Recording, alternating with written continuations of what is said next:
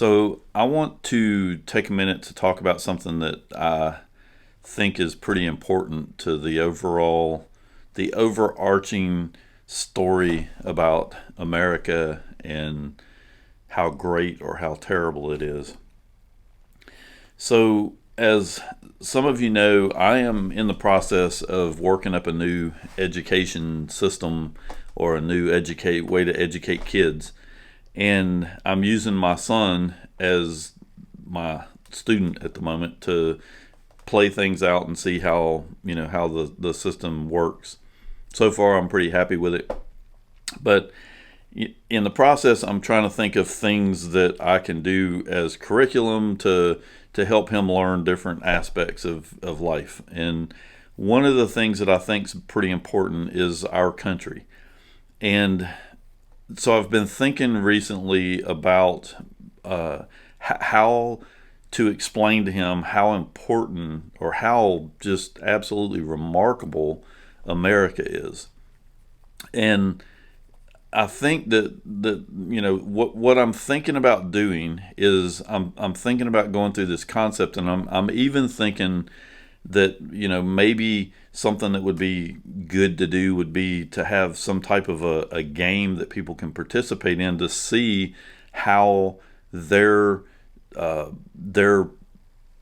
perfect paradise of life would actually work out in real life by having other people participate in it without actually having to go build a bunch of stuff. But that's a whole nother story. But what it got me thinking about is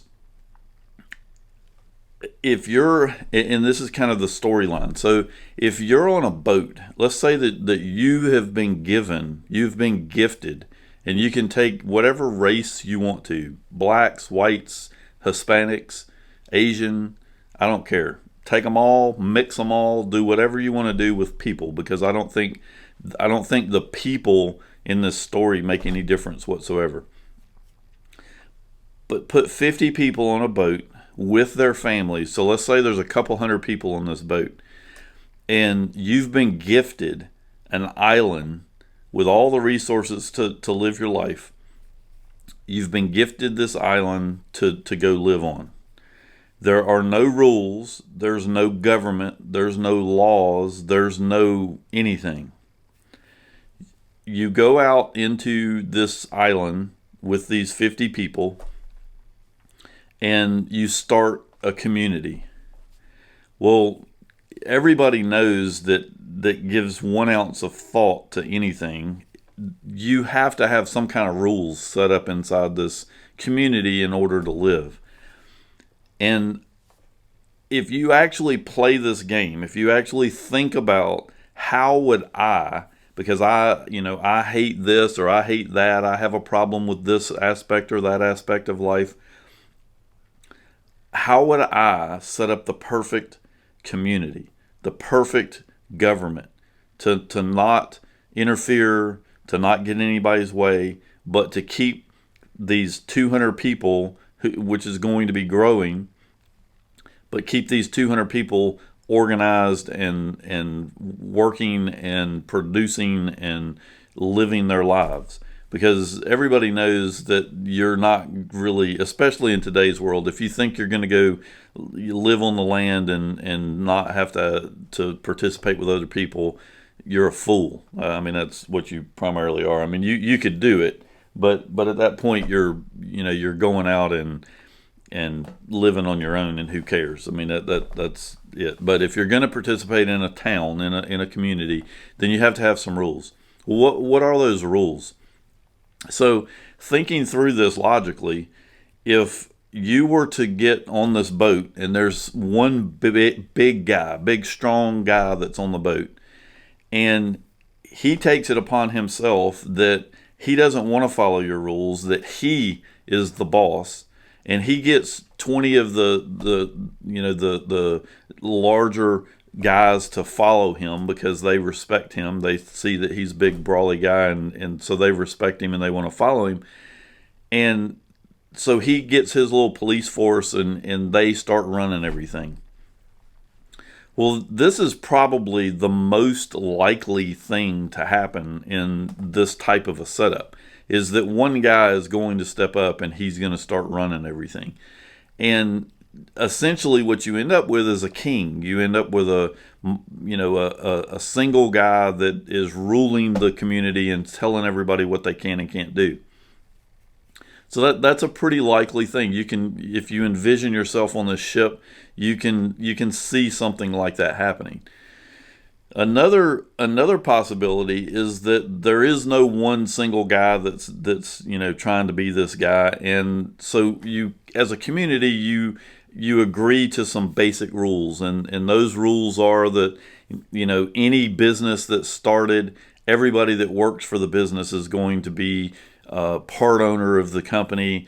It's not fair that one guy gets to own the company and everybody else just works there. So everybody is going to live together in harmony. And so you're going to have this group of town members. They're going to be responsible for managing all these businesses. They're going to make sure that the ownership is all fair and that everybody shares in the profits and nobody's left behind and everybody has the same stuff. And so this is a possible. It's a lot less likely than having the one guy take over, but it is a possible scenario.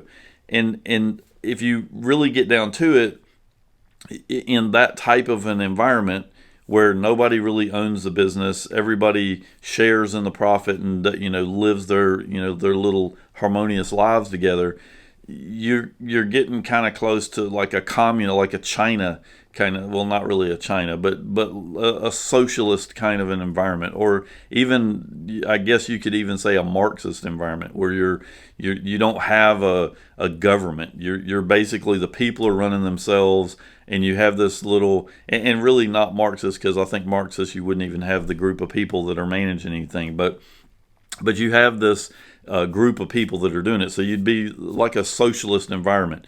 And so there's plenty of countries that are out there that have this type of a government.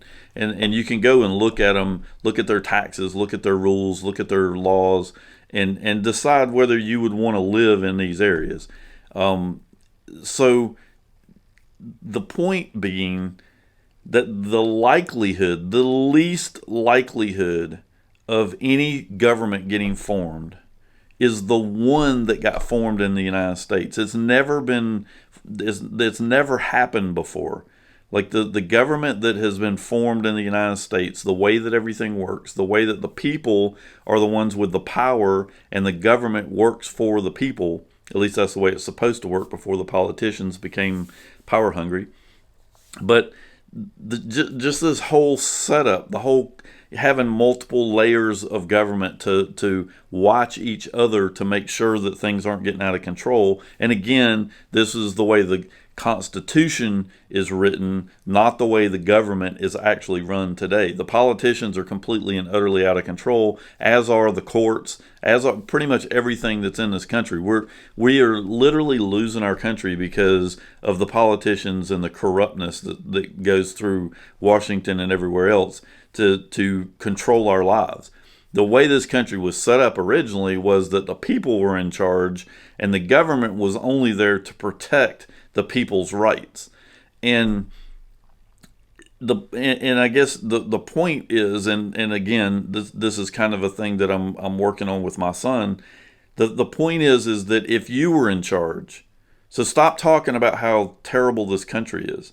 If you were in charge, what would your rules be?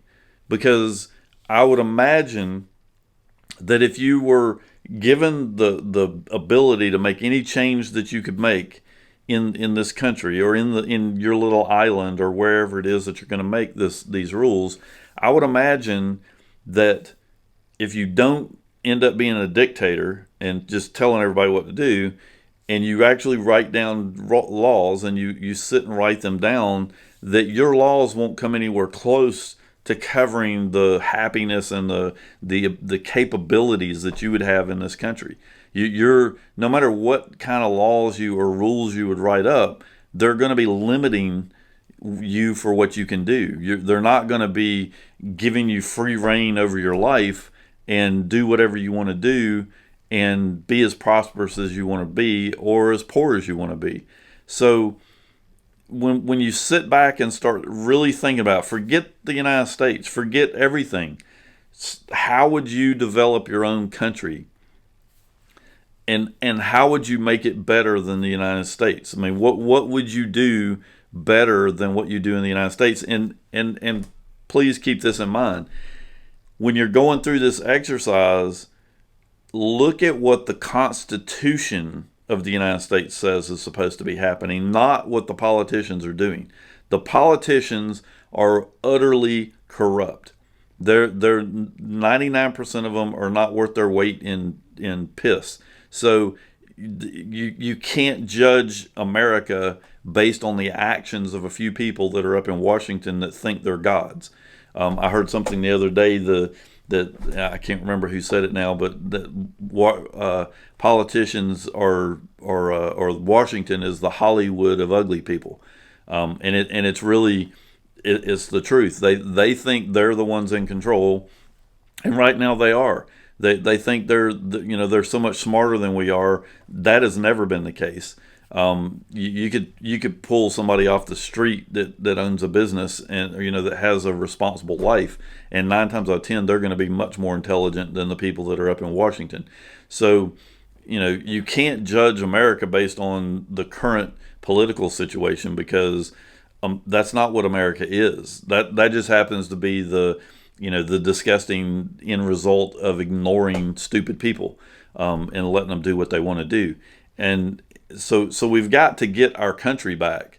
But to sit and say that our Constitution, that the country as a whole is evil and it's a terrible place and that you don't respect it, well, that's fine.